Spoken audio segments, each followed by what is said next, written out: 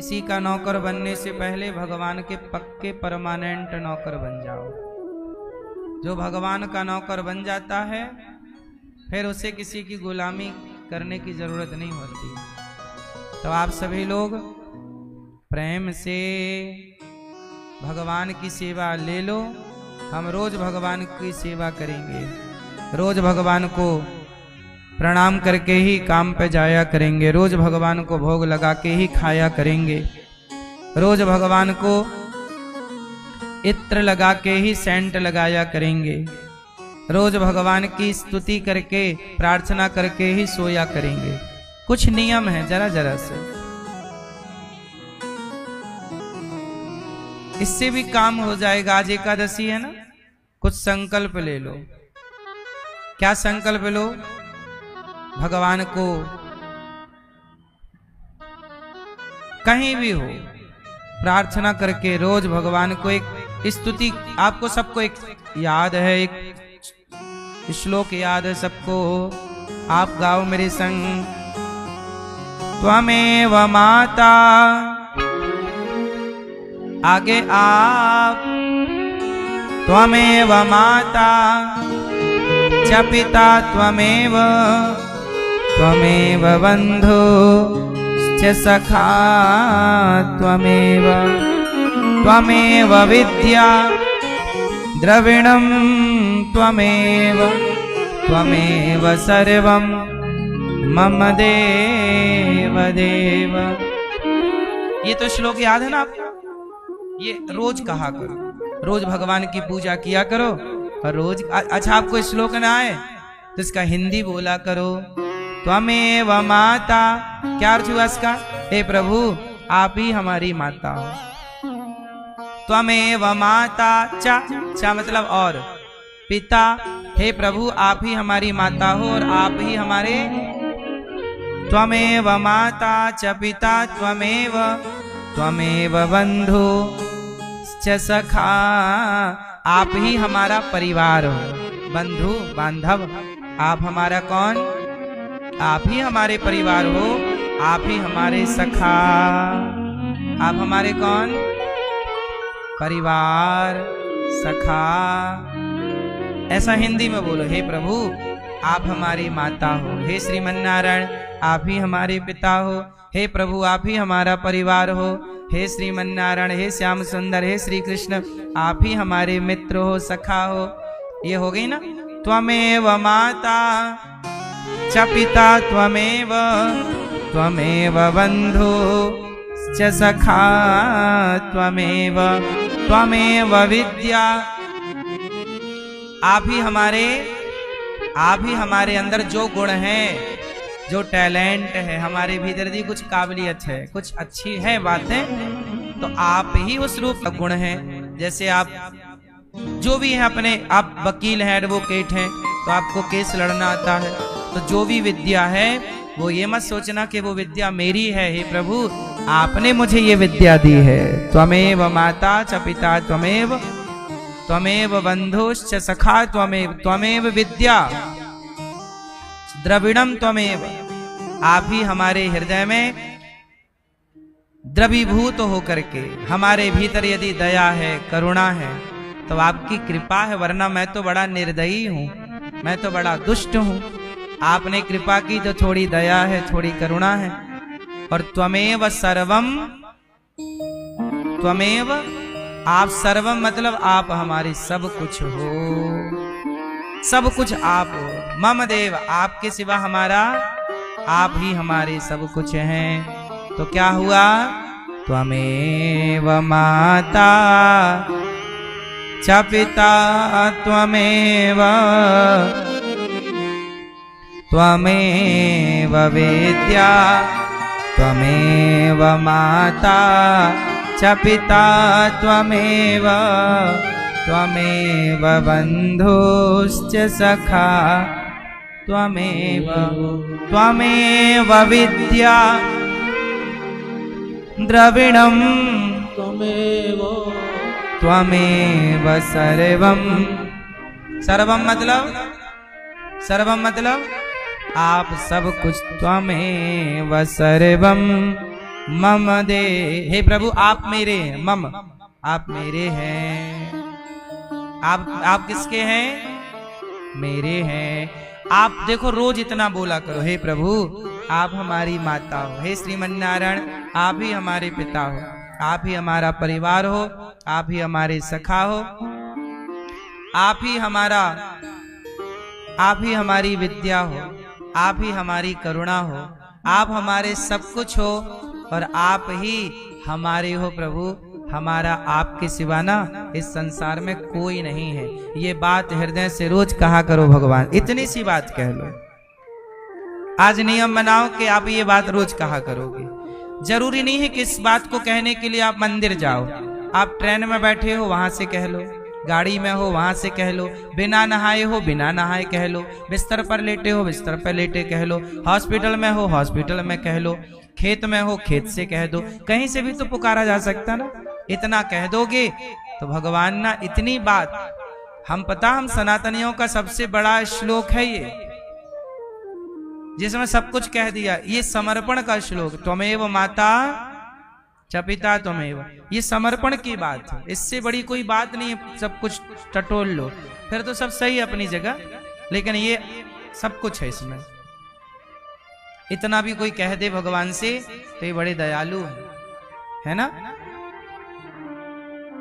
उत्तिष्ठो उत्तिष्ठ गोविंद उत्तिष्ठ गरुणध्वज उत्तिष्ठ कमलाकांत त्रैलोक्यं मंगलम कुरु। उत्तिष्ठो उत्तिष्ठ गोविंद। हे प्रभु आज देव उठनी एकादशी है, उठिए उठिए प्रभु उठिए, आप उठिए और आज आप वैकुंठ से हमारे हृदय रूपी वैकुंठ में आके विराजिए। यहाँ विराजिए, यहाँ आ जाइए। कहाँ जाइए? हमारे मन मंदिर में।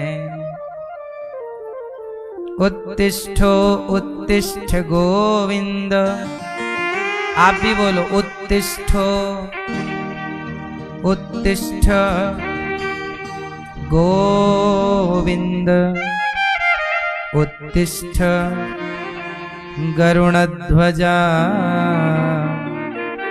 उत्तिष्ठ कमलाकांत त्रैलोक्यं मंगलम कुरु। त्रैलोक्य का प्रभु आप मंगल कीजिए, आप सबका कल्याण कीजिए, सब प्रकार से सब पर करुणा कीजिए। इस तरह से भगवान से प्रार्थना करना चाहिए। हमारी श्रीमती मैया श्रीमती सुनीता जी और श्री गणेश प्रसाद सोनी जी इस कथा के परीक्षित बने हैं और इन्होंने पहले भी कथाओं का आयोजन कराया। पहले कितनी बार? 2 बार, ये तीसरी बार है। हमारी मैया श्रीमती सुनीता मैया और श्री गणेश प्रसाद जी 2 बार है ना, ये तीसरी बार है। ये तीसरी बार आप भागवत सुन रहे हैं और वृंदावन बिहारी जी इन्हें बार बार बुलाते रहते हैं। ये बड़ी कृपा है। भगवान से यही प्रार्थना करो कि प्रभु ऐसा संबंध जुड़ जाए कि आपके दर पे आना जाना बना रहे। परीक्षित बन के आज से कथा का रसपान आपके द्वारा हो रहा है। परीक्षित बने हैं श्री नितिन सोनी जी, श्वेता सोनी जी, राहुल अग्रवाल जी, खुशबू अग्रवाल जी, राजू डुलानी जी, वंदना डुलानी जी और समस्त परिवार। नितिन सोनी जी, श्वेता सोनी जी, राहुल अग्रवाल जी, खुशबू अग्रवाल जी, राजू डुलानी जी, वंदना डुलानी जी, समस्त परिवार। आप गोंदिया महाराष्ट्र से आप आए हैं और प्रेम से कथा का रसपान कर रहे हैं। आप लोग भागवत सुन रहे हैं, सुनीता जी और गणेश जी, है ना। आप सब कार्तिक के माह में और उसमें भी देवउठनी एकादशी में आपने भागवत सुनने का संकल्प लिया है, निश्चित ही भगवान की आप पर कृपा नहीं विशेष कृपा है कि ये तिथि आपको ईश्वर ने दी है।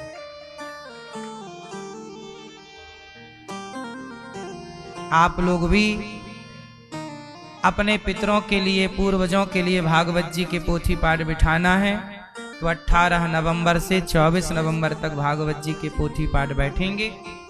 आप लोग भी भागवत सुन सकते हैं, पुत्र पितरों को, पूर्वजों को सुनवा सकते हैं। 26 नवंबर से 84 कोस की यात्रा है, जिनको चलना है नाम लिखाइएगा। कथा मेरे संग बोलो, सच्चिदानंद रूपाय, बोलो मेरी माँ, सच्चिदानंद रूपाय विश्वोत्पत्त्यादि हेतवे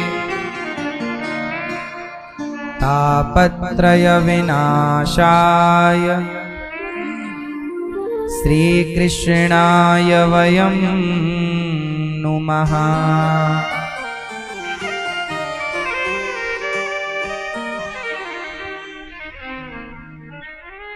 सच्चिदानंद रूपाय विश्वोत। भागवत जी में सबसे पहले भागवत जी की महिमा, भागवत सुनने वालों को पहले क्या सुननी चाहिए? भागवत जी की महिमा। महिमा हम इसलिए सुनते हैं भागवत जी की कि हम भागवत सुन रहे हैं, हमें यह पता होना चाहिए कि भागवत जी से हमें मिलता क्या क्या है, प्राप्ति क्या क्या होती। अच्छा, आप लोगों को क्या प्राप्त करना है? क्या कुछ संकल्प है? कुछ प्राप्त करना है? भागवत जी जो आप चाहते हैं ना, भागवत जी वो सब कुछ देती है। जो भी आपकी कामना है, आप कामना मन में बोल लीजिएगा, बस भागवत 7 दिन प्रेम से सुनिए, वो कामना रख लीजिए, भागवत जी कृपा करेंगी और आपकी वो कामना जरूर पूरी होगी। वैसे तो भागवत जी यदि आप निष्काम सुने तो वो भी श्रेष्ठ है, फिर कोई कामना है वो भी उत्तम है। भगवान को वैसे सब पता होता है कि हमें चाहिए क्या, क्यों छिपा है कुछ? वैसे कामनाएं जितनी कम होंगी हम उतने सुखी होंगे। कामनाएं कम ही रखना चाहिए, क्यों ज्यादा कामना करना चाहिए? मैया सभी भक्तों को राधे राधे, जय गौरी गोपाल। कैसे हैं आप लोग?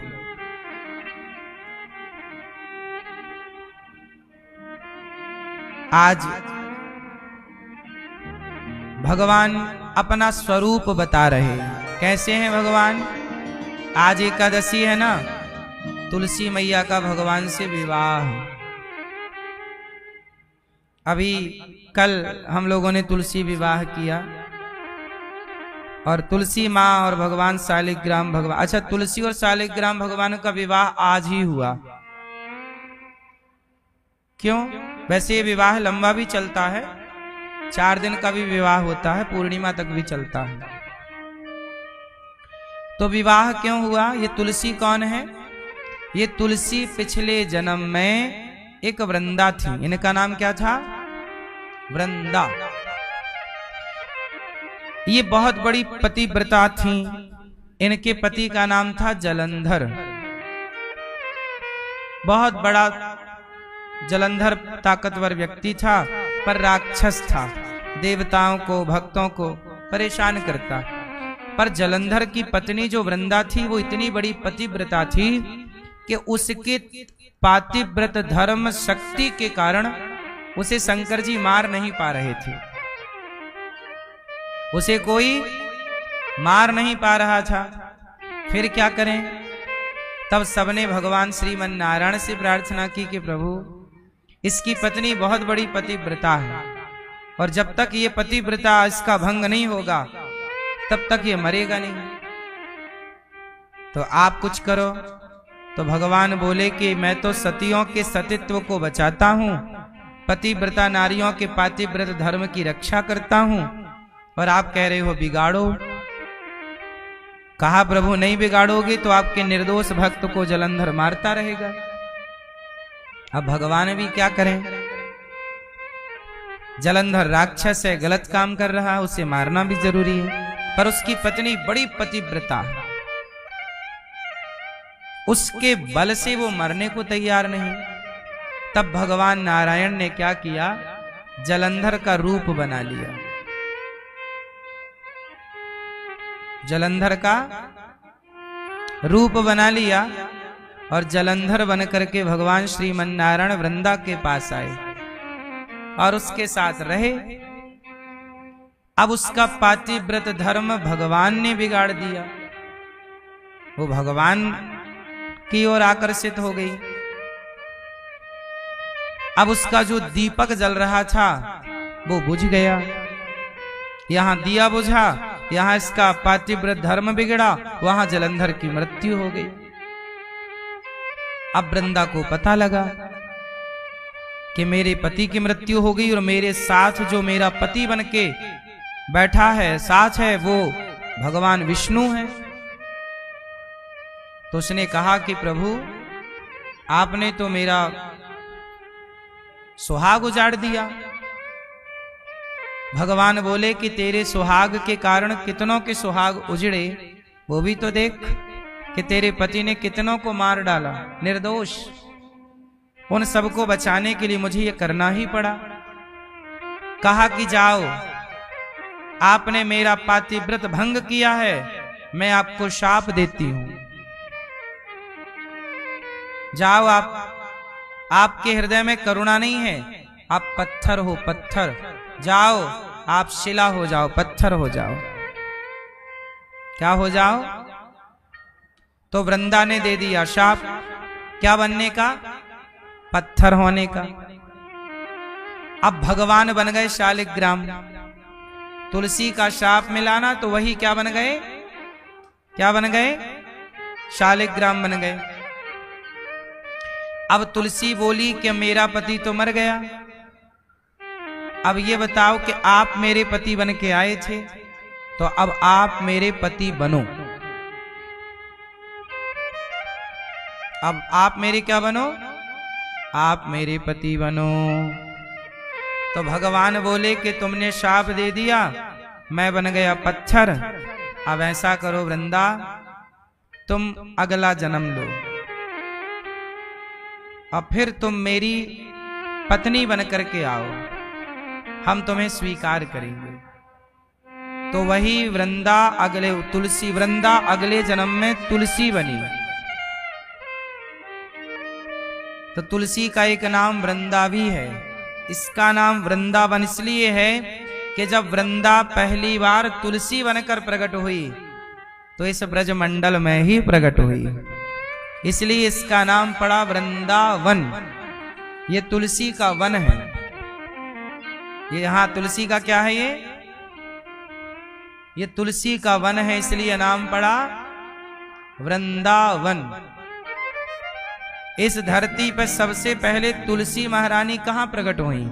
इस ब्रजमंडल में, वृंदावन। वृंदावन भगवान कृष्ण की लीला से तो वृंदावन जाना जाता है, पर तुलसी के प्राकट्य से भी वृंदावन जाना जाता है।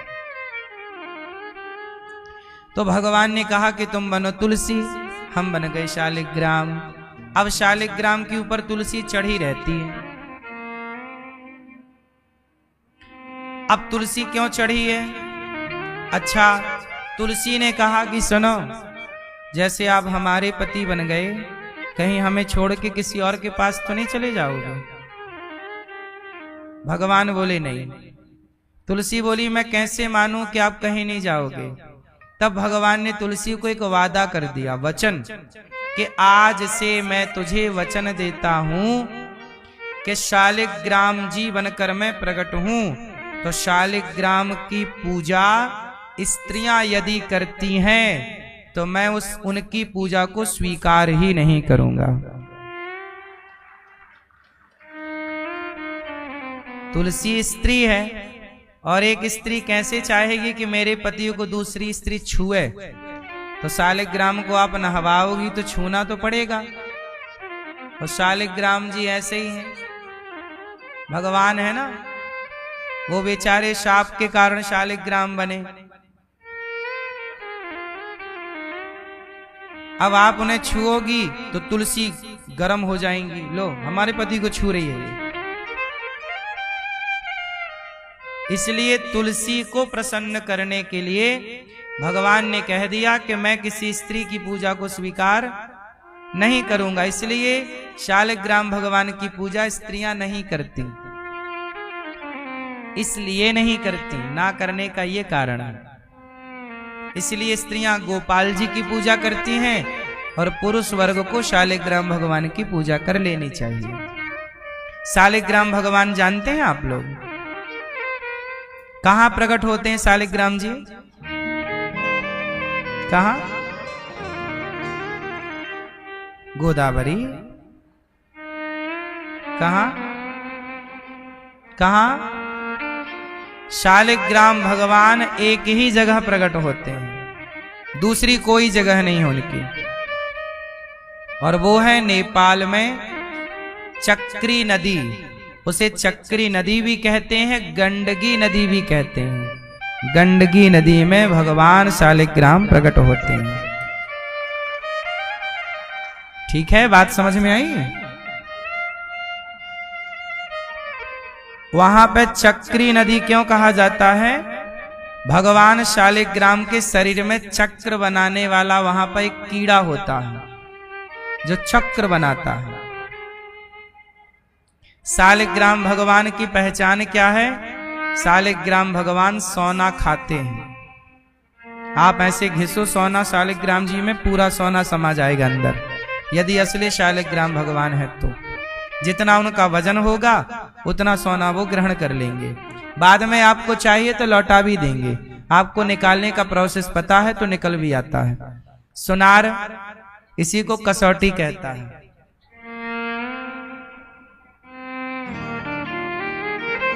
ठीक है, नहीं सुना आपने? कसौटी में खरा उतरना। कसौटी क्या है? शालिग्राम भगवान ही तो है। पहले के राजा महाराजा अपना सोना कहाँ छिपाते थे? शालिग्राम शिला में। बड़ी शालिग्राम शिला ले आए और उसमें पूरा सोना घिस दिया, अंदर चला गया। ढूंढते रहो, जब निकालना है निकल भी आएगा, उसका प्रोसेस है। आप में से कोई सुनार है पुराना? आप करते हैं ये काम?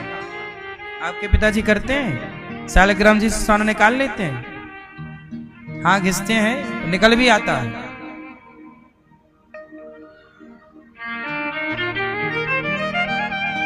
और शालिग्राम भगवान में नेचुरल सोना होता भी है, पता है आपको?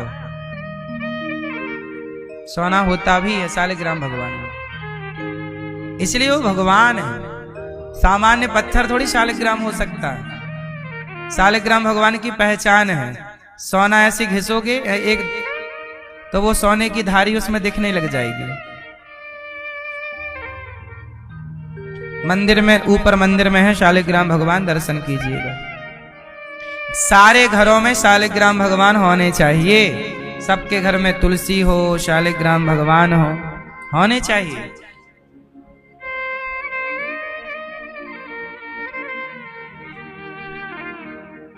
आपके पास सोना हो तो ले आना, हम अपने शालिग्राम भगवान को घिस के दिखा देंगे। हाँ, जितना जमा करवाना हो। हाँ?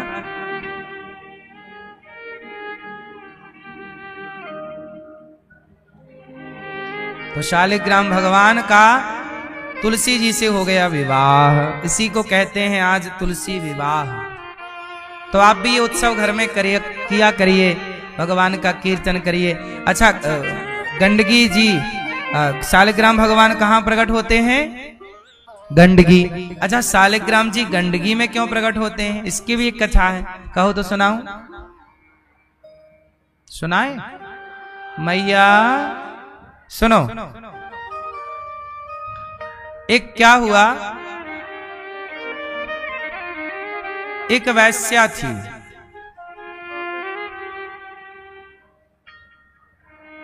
हम जब अयोध्या जी में पढ़ते थे राम कथा, तो हमारे गुरुजी ने ये कथा हमें सुनाई थी जब हम पढ़ते थे। 2009-2010 की ये बात है। तो हम गुरुजी के पास बैठे थे। गुरुजी, अच्छा, हमारे गुरुजी जो हमें रामायण पढ़ाते थे, रामचरितमानस, वो हमारे गुरुजी ऐसे थे कि जो पढ़ाते थे वो अगले दिन पूछते थे, यदि बताओ। तो हमारे गुरुजी के पास पढ़ने केवल 4 बच्चे आते थे। उन 4 में एक मैं था। कोई आता ही नहीं था, क्योंकि वो जो पढ़ाते थे अगले दिन पूछते थे।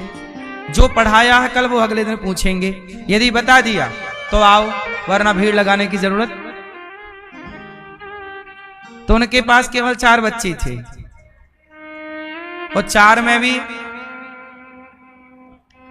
अधिक साधु लोग पढ़ते थे। एक मैं भी था, समय से जाता था पढ़ाई करने। गुरुजी पूछे, हाँ बेटा बताओ कल क्या पढ़ाए। पूरा पूरा गुरुजी को सुनाते थे। जब सुन लेते थे, सुन के संतुष्ट हो जाते, तब अगला पाठ पढ़ाते थे। चलो अब आगे सुनो। तो उन्होंने हमें एक दिन पढ़ाते पढ़ाते गंडकी के बारे में बताया। कहा कि गंडकी नाम की एक वैश्या थी, और वो वैश्या ही थी, रोज पर पुरुष का संग करती। एक दिन संत आए, तो संतों को देख करके गांव के लोग गए और सबने कीर्तन की, भजन किया, उन्होंने सत्संग कराया। तो बादशाह को लगा चलो आज सब लोग जा रहे हैं, मैं रोज तो सत्संग करती नहीं, आज गुरुजी आए हैं, मैं भी थोड़ा सत्संग कर लेती हूँ। तो बेचारी वैश्या पीछे जाके बैठ गई। कथा हुई, गुरुजी ने बताया कि व्यक्ति जैसा करता है भोगना पड़ता है, और व्यक्ति का पाप उसके संग जाता है, और पराये पुरुष का संग करना ये सब पाप है, गलत। सब ऐसा प्रसंग रहा होगा, बता रहे थे। तो वैश्या को लगा राम राम राम राम, मैं तो बड़ी पापनी हूँ, गुरुजी के हिसाब से तो मैं बहुत बड़ी पापनी हूँ। तो कथा पूरी हुई गुरुजी की, सब चले गए।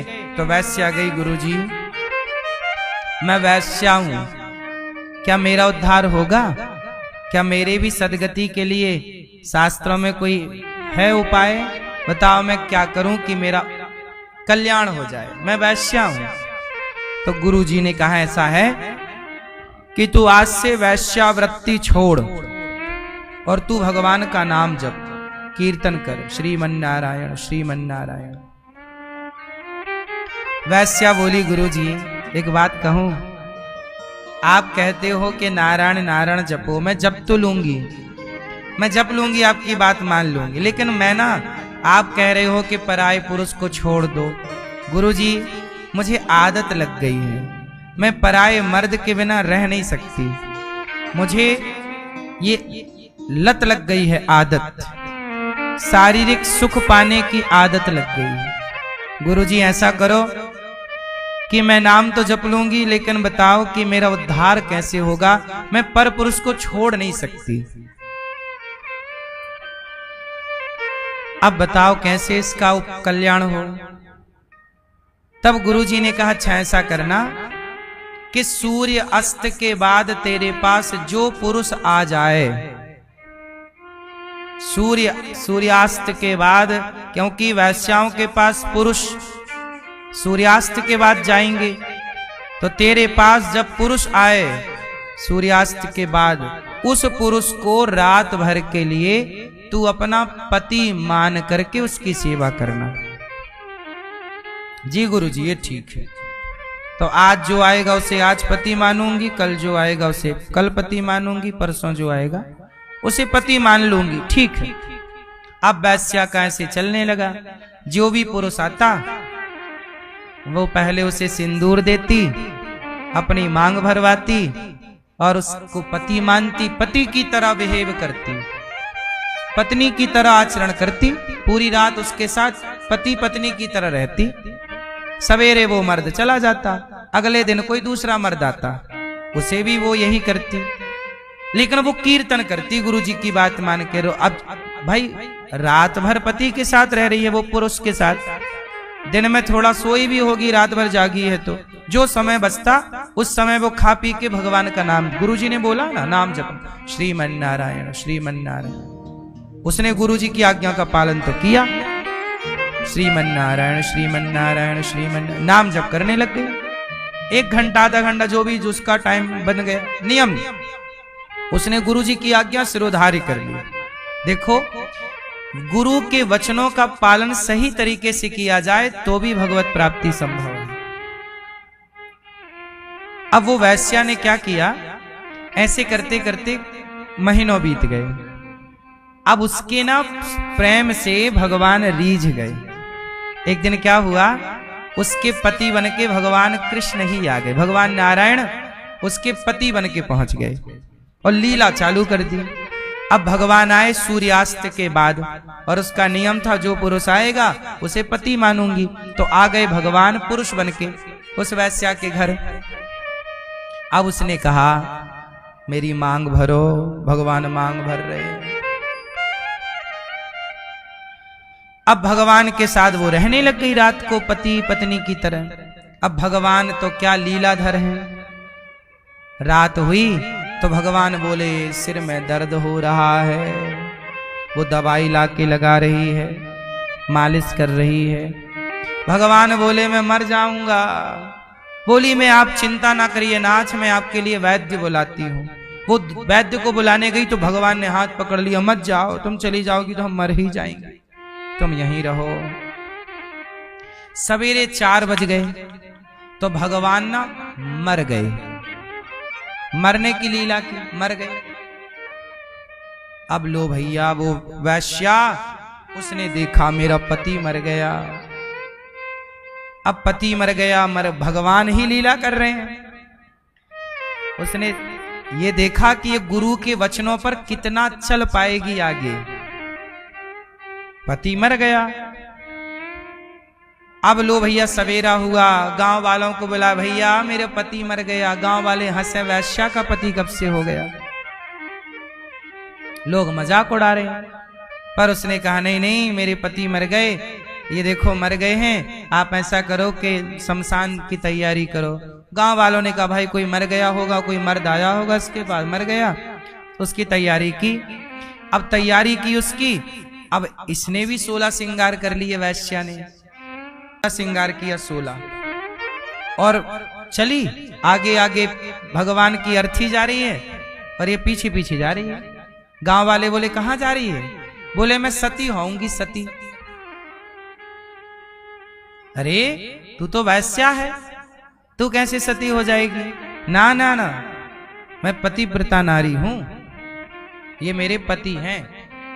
मेरे गुरुजी ने कहा था रात को जो आए वो आपके पति, तो सवेरे होने से पहले ये मर गए तो यही मेरे पति हैं और मैं पति के संग सती होऊंगी। अब लो भैया चिता पे उसे भगवान जी को रखा। भगवान जी तो मरने की लीला की, मरे पड़े। अब भगवान चिता पे लेटे, गांव वालों ने चिता तैयार की, लिटाया, वो चिता तैयार की और लिटाया, और ये जाके बैठ गई चिता पे वैश्या, और बैठी हो भगवान का सिर रख लिया अपनी गोद में, और गोद में रख लिया। गांव वाले बोले जल जाएगी, बाहर आ जा। नहीं नहीं नहीं, मैं तो पति के साथ जलूंगी, मेरे पति हैं ये। ले भैया चिता पर बैठी, पति तो मर गए थे। अब गुरुजी ने कहा था नाम जपना, नारायण श्रीमन नारायण श्रीमन नारायण, जपने लगे। तो लोगों ने पूछा कि आग कौन लगाएगा तेरे पति को। बोले आप कोई ना लगाओ, आग दूर खड़े हो जाओ। हे प्रभु, यदि मैं पतिव्रता नारी हूं और मैंने अपने गुरु के वचनों का पालन किया है सही सही, तो चिता पे आग लग जाए। अब भगवान एक आंख खोल के देखे, जब आंख एक खोल के देखे तो वो सचमुच उसके कहते ही आग लग गई। भाई पतिव्रता तो पतिव्रता है, पतिव्रता नारी का अपना ही रुतबा होता है, भजन में तो प्रभाव है ही है। सच्ची आग लग गई उसके तपोबल से, आग लग गई, चिता जलने लगी। और जब जली तो भगवान के पांव में गरम गरम लगा। भगवान बोली तो जला डालेगी, भगवान बोले कोई बात नहीं। अब भगवान को कहाँ आग वाग लगती है, प्रहलाद को आग लगी नहीं, तो जब भगवान के भक्त को आग नहीं लगी तो भगवान को क्या आग लगेगी। अग्नि तो भगवान का मुख है, ब्राह्मणोस्य मुखमासी, है ना।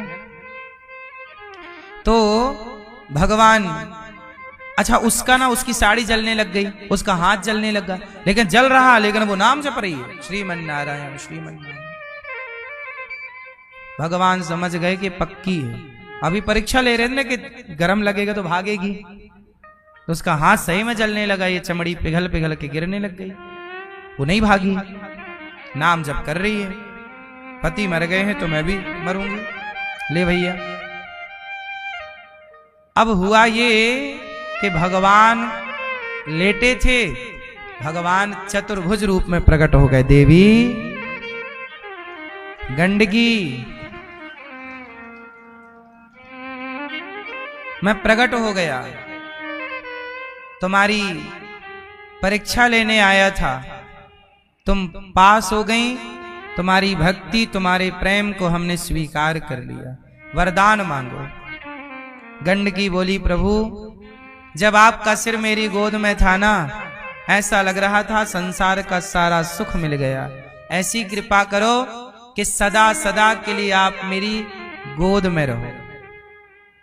भगवान बोले ठीक है, आज से तुम गंडकी और मैं तुम्हारी गोद में शालिग्राम। उसके प्रेम, भगवान के प्रेम में वह पिघल गई और वही पिघल करके गंडकी के रूप में परिणत हो गई। वही गंडकी नदी है और आज तक मतलब आज भी गंडकी नदी में, गंडकी में शालिग्राम भगवान। हम अभी गए थे गंडकी कुछ महीनों पहले, तो वहां हमने देखा गंडकी नदी ना जाके आगे हरिहर क्षेत्र बोलते हैं उस जगह जहां मिलन होता है गंडकी का, और वो गंडकी नदी नेपाल से बह करके भारत आती है। तो जब भारत आती है तो बिहार में उसे गंडक नदी कहते हैं। कौन सी नदी? वो बिहार में ही है, वो गंडक नदी कहलाती है। पर वहां बिहार में फिर वहां शालिग्राम जी नहीं है, क्योंकि आगे ना वो त्रिशूली नदी में मिल जाती है। वहां नेपाल में एक त्रिशूली नदी है और एक गंडकी, तो हरिहर का मिलन बोलते। शिव त्रिशूली मतलब शंकर जी के त्रिशूल से निकली एक नदी है, उसे त्रिशूली कहते हैं। और ये भगवान नारायण के लिए प्रकट हुई गंडकी। इन दोनों का मिलन वहीं होता है नेपाल में। फिर वहां से जो धारा आगे बढ़ती है वो गंडक कहलाती है, जो बिहार होते हुए फिर आगे जाती है। तो ये गंडकी माँ में भगवान शालिग्राम जी क्यों हैं, ये कथा है कि भगवान उसके प्रेम पर रीझ गए। इसलिए कहता हूं, भगवान का नाम लेकर और गुरु की आज्ञा का पालन करके कोई भी पापी से पापी भी पवित्र हो सकता है। इसलिए कहते हैं गुरु वचनों पर चलना चाहिए। भगवान के नाम, भगवान की भक्ति सबसे उत्तम है, उससे अच्छा कुछ नहीं। तो इसलिए तुलसी विवाह आज होता है। बोलिए देव उठनी एकादशी महारानी की। एकादशी के दिन अन्न नहीं खाना चाहिए। आज के दिन किया गया कोई भी पुण्य अत्यधिक फलदायी है। इसलिए गौरी गोपाल आश्रम में जो हमारी वृद्ध माएं, बेसहारा माएं रहती हैं, अखंड संतों की सेवा भोजन की होती है। आप भी अपने आप को जोड़िए। आज हमारी मैया जी की ओर से, भैया जी की ओर से गौदान भी था। है ना? आप गौदान किन की ओर से था? आपकी ओर से। श्रीमती सुनीता जी हैं। फिर आपका नाम? श्वेता, खुशबू। तो आप सबकी ओर से आज यहाँ पर गौदान भी इन्होंने किया सपरिवार, और इन्होंने यहाँ पर अन्न क्षेत्र भी किया। तो कथा भी सुन रहे हैं, गौदान भी किया और अन्न क्षेत्र भी। आप भी इस एकादशी के पावन पर्व में अन्नदान कर सकते हैं, किसी को भोजन करा सकते हैं। आज यहाँ एकादशी में सबको व्रत वाला मिल रहा है, संतों को भी व्रत वाला ही बांटा गया, तो आज एकादशी में अन्नदान का संकल्प ले सकते हैं। तो भगवान सच्चिदानंद रूपाय, कैसे हैं भगवान? सच्चिदानंद। भगवान सदा आनंद घन है, सच्चिदानंद है, सत चित आनंद, ईश्वर सत चित आनंद। क्या करते हैं भगवान? विश्वोत्पत्ति आदि हेतवे, विश्व की उत्पत्ति, पालन, संहार, सारे दुखों का नाश करते हैं भगवान। तापत्रय विनाशाय श्री कृष्णाय वयम नुमः। सारे दुख, हमारे जीवन के दुख कौन दूर करता है? कौन दुख दूर करता है? बोलो मेरी माँ। हमें दुख कौन देता है और सुख कौन देता है? हमारे बुरे कर्म हमें दुख देते हैं, और सुख कौन देता है? हमारे अच्छे कर्म। इसलिए भगवान कहते हैं कि यदि तुम मेरी शरण में आओगे तो तुम्हारे भाग्य में यदि दुख है भी तो वो मैं समाप्त कर दूंगा। अच्छा देखो ना, भगवान की शरण में जो चला जाता है वो कितना भी बड़ा दुखिया क्यों ना हो, सुखी हो जाता है। भाग्य बदलने की ताकत रखते हैं भगवान। मेरे भाग्य में कुछ था नहीं, था मेरे भाग्य में तो भूख से मरना लिखा था, लेकिन जब भगवान ने कृपा की तो भाग्य को बदल करके परमात्मा ने देखो आपकी सेवा में बिठा दिया। इसलिए भाग्य को भावी मैट सकहि त्रिपुरारी, पर हरि इच्छा भावी बलवाना। भगवान जब कृपा करते हैं ना तो गलत भाग्य भी सही दिशा में चलने लगता है। इसलिए भाग्य बड़ा है, कम नहीं है। कहते ना भाग्य में जो है वो भोगना पड़ता है या जाना पड़ता है, लेकिन भाग्य के ऊपर ना भगवान की कृपा है, करेक्शन कर देते हैं भगवान, गलत चीज मिटा देते हैं। जैसे बच्चे पेंसिल से लिखते हैं और कुछ गलत हो जाए तो मिटा देते हैं, हाँ या ना? ऐसे ही जो आपके भाग्य में गलत है, यदि शरणागति है पक्की वाली तो तुम्हारे गलत भाग्य को मिटा देंगे परमात्मा अपने।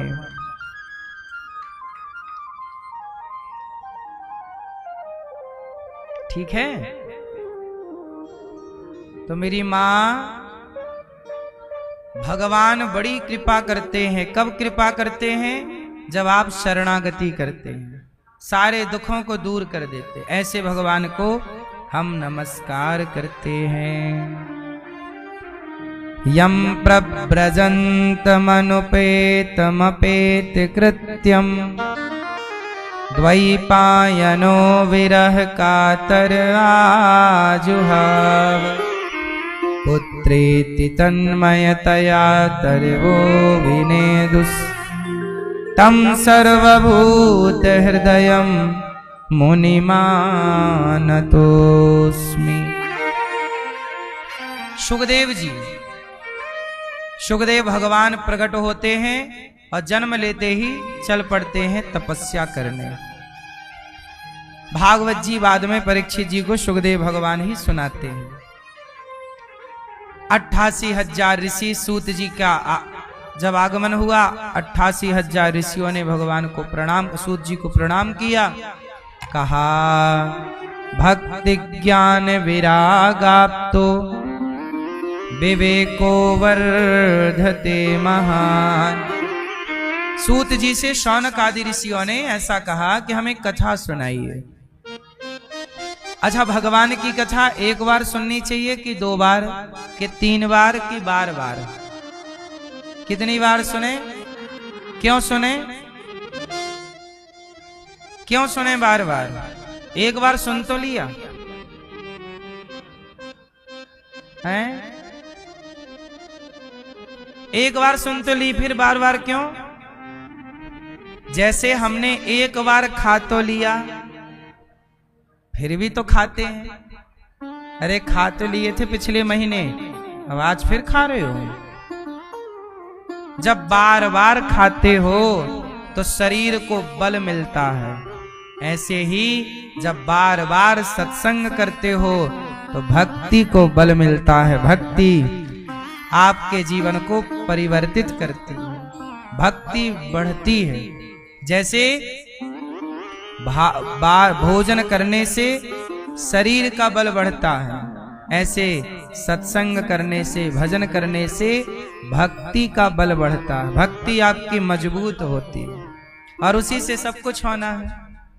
ठीक है, इसलिए सदा सेव्या श्रीमद् भागवती कथा यस्याः श्रवण मात्रेण हरिश्चित्तम समाश्रये। भगवान चित्त में समा जाएंगे, हरि समा जाएंगे। जब भगवान की कथा बार बार सुनोगे तो हृदय में कौन समाएगा? इसलिए कथा एक बार दो बार नहीं, बार बार सुननी चाहिए। जितनी बार कथा सुनोगे उतने आप भगवान के और करीब हो जाएंगे। एक कदम और करीब, एक कदम और करीब, बिल्कुल निकट हो जाएंगे। कथा ही आपको भगवान के करीब ले जाती है।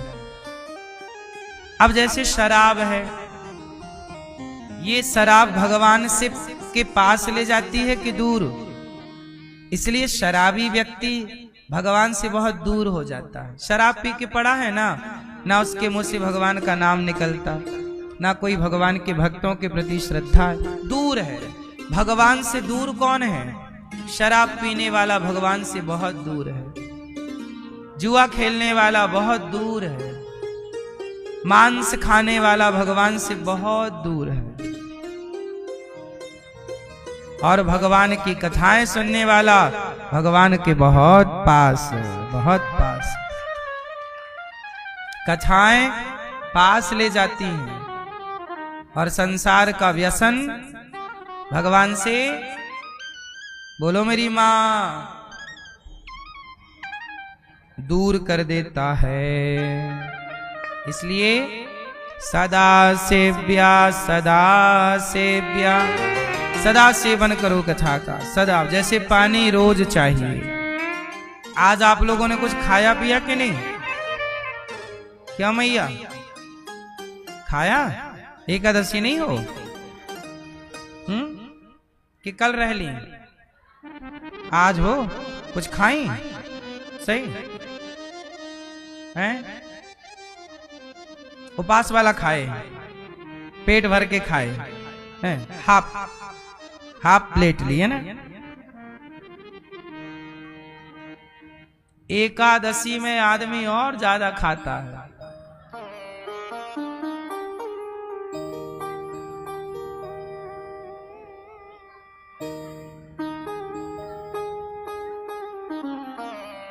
व्रत के दिन अच्छा है, अन्न नहीं खाना चाहिए, फल फूल खा सकते हैं, पर बहुत आवश्यकता हो तो ही खाना चाहिए।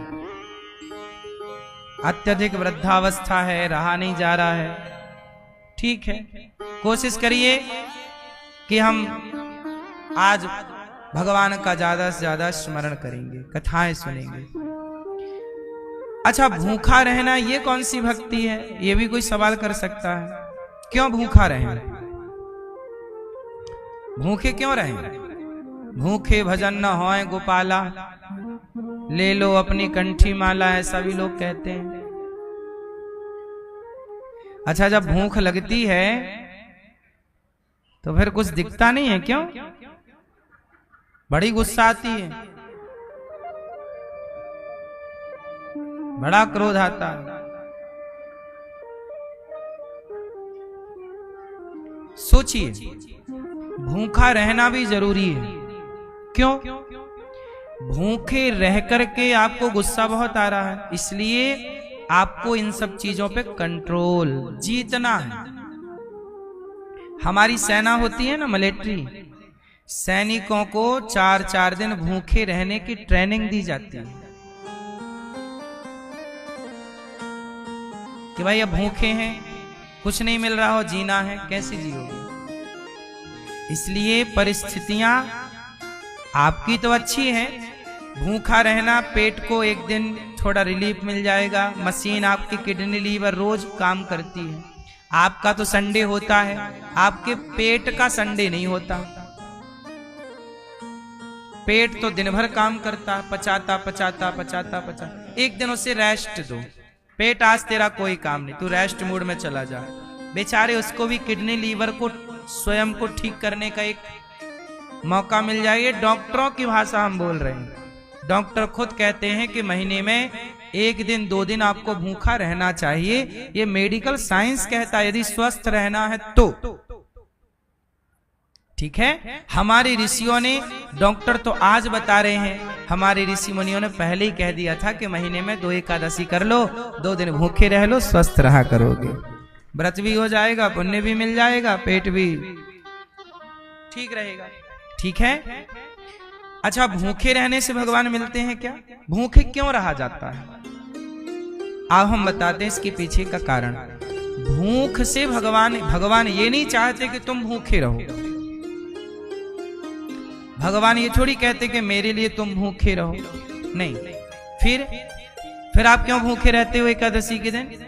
बात ये है कि हे प्रभु, आज एकादशी है, आज भगवान की सेवा में, भगवान के कीर्तन में आप अपने आप को इतना बिजी कर दो कि खाने पीने की फुर्सत ही ना रहे। भगवान नहीं कहते कि तुम भूखे रहो, पर हमने अपने को इतना व्यस्त कर दिया, हमने अपने को व्यस्त कर दिया तो खाने पीने का टाइम नहीं मिला। और जब बच्चा भूखा रहता है ना, तो उसकी माँ उस पर और क्या करती है? गुस्सा करती है कि करुणा करती है? हैं? बोलो मेरी माँ। गुस्सा कि करुणा, प्रेम? आज मेरे बेटे ने कुछ खाया नहीं है ना? नहीं खाया तो और ज्यादा प्यार मिलता है बच्चे को। ऐसे ही है कि जब आप भगवान की याद में, भगवान के कीर्तन में, भगवान के चिंतन में डूब जाएंगे और कुछ नहीं खाएंगे, तो भगवान भी कहेंगे देखो आज मेरे भक्त ने मेरे को इतना याद किया कि आज मेरी याद में वो ऐसा खोया कि बेचारे ने कुछ खाया तक नहीं। वही है व्रत। ये मैं ना कहूं कि मैं व्रत हूं, ये भगवान कहें कि देखो आज मेरे लिए वो व्रत है। मतलब आज मेरे लिए कुछ ध्यान में, सेवा में डूब गया, कुछ खाने की फुर्सत ही नहीं मिली उसे। आप ना बातें करो कि आज मैं व्रत हूं, भगवान बातें करेंगे आपकी कि आज आप उनके लिए, उनकी सेवा पूजा में इतने बिजी हो गए, फुर्सत ही नहीं मिली। अधिक से अधिक कीर्तन करो, आज नाम जप करो, कथाएं सुनो, बिजी रखो। सही है। आज मुझे भी, आज मैं अपनी बात करूं, आज मैं भी सवेरे से इतना बिजी हो गया सेवा में भगवान की और आप भक्तों की सेवा में कि सच बताऊं आज मुझे भी कुछ भी खाने का टाइम नहीं मिला, कुछ भी नहीं, टाइम ही नहीं मिला। जीवन में भगवान के लिए बिजी हो जाइए, टाइम ना मिले भगवान की सेवा में मस्त। एक दिन देखो आप ना 1 माह अपना पूरा टाइम बिजनेस को देते हो ना, काम को देते हो ना, व्यापार को। जब व्यापार को देते हो ना तो पूरा टाइम व्यापार को दिया करो, काम को देते हो ना, काम को टाइम। लेकिन जब एक दिन भगवान को देने के लिए टाइम आए तो पूरा एक दिन पूरा का पूरा भगवान के नाम होना चाहिए, है ना? उसमें फिर कोई कंजूसी, कोई कटौती ना। एक दिन पूरा भगवान, व्यापार में पूरा टाइम व्यापार में दो, बिजनेस में पूरा टाइम बिजनेस में दो। पर एक दिन सत्संग है, एक दिन व्रत है तो उस दिन पूरा। इसलिए रोज व्रत करने की जरूरत नहीं है। आप एकादशी कर लेंगे, सारे व्रतों का उत्तम श्रेष्ठ व्रत एकादशी ही। बाकी ठीक है, आप जो करते होंगे मर्जी आपकी। लेकिन कथा बार बार सूत जी ने कहा कथा सुनाई, सुनो। हम आपको कथा सुनाते हैं। कौन सी कथा सुनाए? भक्ति ज्ञान विराग आप तो विवेको वर्धते महान। ऐसी कथा सुनाइए कि भक्ति बढ़ जाए, ज्ञान बढ़ जाए, वैराग्य बढ़ जाए। कथा कैसी होनी चाहिए? कथा से क्या बढ़ती है? क्यों मैया? भक्ति। क्या बढ़ती है मेरी माँ? भक्ति बढ़ती है कि ज्ञान बढ़ता है कि वैराग्य बढ़ता है? मैया जा रही हो झोला लेके, जाओ, एक झोला कथा सुन ली मैया ने, जाओ मेरी माँ, टाटा, जल्दी आना मेरी माँ। देखो अच्छे से सुनोगे तो एक झोला हो ही जाएगी कथा, मन लगा के। तो भगवान की कथा हमें भक्ति, ज्ञान, वैराग्य तीनों को देने वाली है। इसलिए भक्ति मिले, ज्ञान मिले और अच्छा, भक्ति किसे कहते हैं? ज्ञान किसे कहते हैं? वैराग्य किसे कहते हैं? आप बताओ भक्ति किसे कहते हैं? ठीक है, ज्ञान किसे कहते हैं? चश्मा वाली मैया, ज्ञान किसे कहते हैं? जो पता नहीं है वो पता हो जाए, जो दे ज्ञान वो ज्ञान। ये ज्ञान है। ये तो नॉलेज, जानकारियां एक दूसरे को आदान प्रदान चल रहा है। ज्ञान क्या है? क्यों भैया बताओ, ज्ञान क्या है? क्या जान लें? अच्छा सुनो, मैं बिल्कुल सरल करके बताता हूं। क्या जान लेने को आप ज्ञान कहोगे? ये बहुत ज्ञानी है। क्या जान लिया कि ज्ञानी है? बताओ वो क्या है जो जान लेने वाला ज्ञानी हो जाता है? अच्छा आप बताओ वो कौन सा ज्ञान है जो जान लेने के बाद ज्ञानी हो जाता है? भगवान को जान लो। ब्रह्मा ना जान पाए मोहियंती अत्सूरया। कैसे जान पाओगे? आप बताओ वो क्या है जो जान लेने के बाद ज्ञानी हो जाता है? आवाज बहुत तेज आ रही है आपकी, थोड़ा स्लो बोलो। ये मैया चश्मा वाली बताओ मेरी माँ, बोलो वो कौन सा ज्ञान है जो आ जाए तो ज्ञानी मान लिया जाए?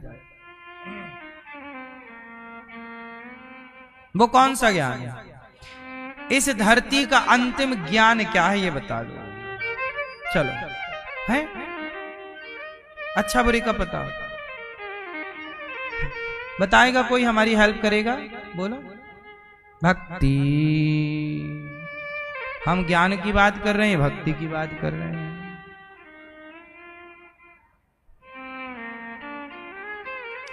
क्या जान लें कि वो जानने के बाद कहा जाए ये ज्ञानी है?